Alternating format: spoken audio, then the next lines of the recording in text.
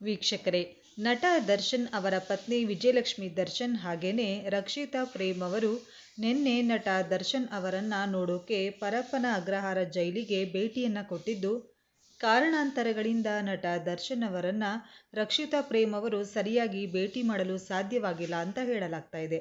ಆದರೆ ವೀಕ್ಷಕರೇ, ರಕ್ಷಿತಾ ಪ್ರೇಮ್ ಅವರು ಅತಿ ಮುಖ್ಯವಾದ ವಿಚಾರವನ್ನ ನಟ ದರ್ಶನ್ ಅವರಿಗೆ ತಲುಪಿಸಿದ್ದು, ಒಂದು ಮಾಹಿತಿಯ ಪ್ರಕಾರ ಕನ್ನಡ ಚಿತ್ರರಂಗ, ಅದರಲ್ಲೂ ನಟ ದರ್ಶನ್ ಅವರಿಗೆ ಸಪೋರ್ಟ್ ಮಾಡ್ತಿದ್ದಂತಹ ಚಿತ್ರರಂಗ ದರ್ಶನ್ ಪರವಾಗಿ ಸರ್ಕಾರಕ್ಕೆ ಮನವಿ ಮಾಡಲು ತೀರ್ಮಾನವನ್ನ ಮಾಡಿದೆ ಅಂತ ಹೇಳಲಾಗುತ್ತಿದೆ.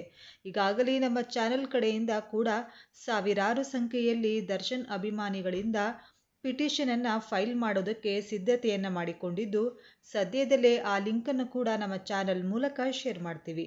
ಅದಕ್ಕಿಂತ ಮುಂಚೆ ಕನ್ನಡ ಚಿತ್ರರಂಗ ಕೂಡ ಇಷ್ಟು ದಿನಗಳ ನಂತರ ದಿಟ್ಟವಾದ ಹೆಜ್ಜೆಯನ್ನ ಇಟ್ಟಿದ್ದು, ನಟ ದರ್ಶನ್ ಪರವಾಗಿ ಸರ್ಕಾರಕ್ಕೆ ಮನವಿಯನ್ನ ಮಾಡೋದಕ್ಕೆ ಸಿದ್ಧತೆಯನ್ನ ಮಾಡಿಕೊಂಡಿದೆ ಅಂತ ಹೇಳಲಾಗ್ತಾ ಇದೆ.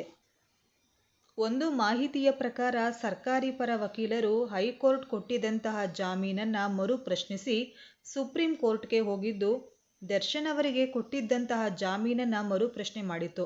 ಸೊ ಈ ಒಂದು ಕಾರಣದಿಂದಲೇ ಅರ್ಧದಲ್ಲೇ ನಟ ದರ್ಶನ್ ಅವರ ಜಾಮೀನು ಕ್ಯಾನ್ಸಲ್ ಆಗಿದ್ದು, ಮತ್ತೊಮ್ಮೆ ನಟ ದರ್ಶನ್ ಅವರು ಅರೆಸ್ಟ್ ಆಗುವಂತಹ ಸಿಚುಯೇಷನ್ ಎದುರಾಗಿತ್ತು. ನಟ ದರ್ಶನ್ ಅವರ ಬಿಡುಗಡೆಗೆ ಏನೆಲ್ಲ ಆಗುತ್ತೋ ಅದೆಲ್ಲದನ್ನು ಕೂಡ ಮಾಡೋದಕ್ಕೆ ಸರ್ಕಾರಕ್ಕೆ ರಿಕ್ವೆಸ್ಟ್ ಅನ್ನ ಮಾಡಿಕೊಳ್ಳಲು ನಟ ಸಾಧು ಕೋಕಿಲ ಸೇರಿದಂತೆ ಇಡೀ ಚಿತ್ರರಂಗವೇ ನಟ ದರ್ಶನ್ ಬೆನ್ನಿಗೆ ನಿಂತಿದೆ ಅಂತ ಹೇಳಲಾಗುತ್ತಿದೆ. ಸೊ ವೀಕ್ಷಕರೇ, ನೀವು ಕೂಡ ನಮ್ಮ ಚಾನೆಲ್ನಲ್ಲಿ ನಟ ದರ್ಶನ್ ಅವರಿಗೆ ನ್ಯಾಯಯುತವಾಗಿಯೇ ಜಾಮೀನನ್ನು ಕೊಡಬೇಕು ಅನ್ನೋ ಪಿಟಿಷನ್ಗೆ ಸಹಿ ಹಾಕ್ತೀರಾ ಅಂದರೆ ದಯವಿಟ್ಟು ಈ ವಿಡಿಯೋಗೊಂದು ಲೈಕ್ ಕೊಡಿ ಮತ್ತು ಪಿಟಿಷನ್ ಫೈಲ್ ಲಿಂಕ್ಗೋಸ್ಕರ ಈ ಚಾನಲನ್ನು ಸಬ್ಸ್ಕ್ರೈಬ್ ಮಾಡೋದನ್ನು ಮರಿಬೇಡಿ.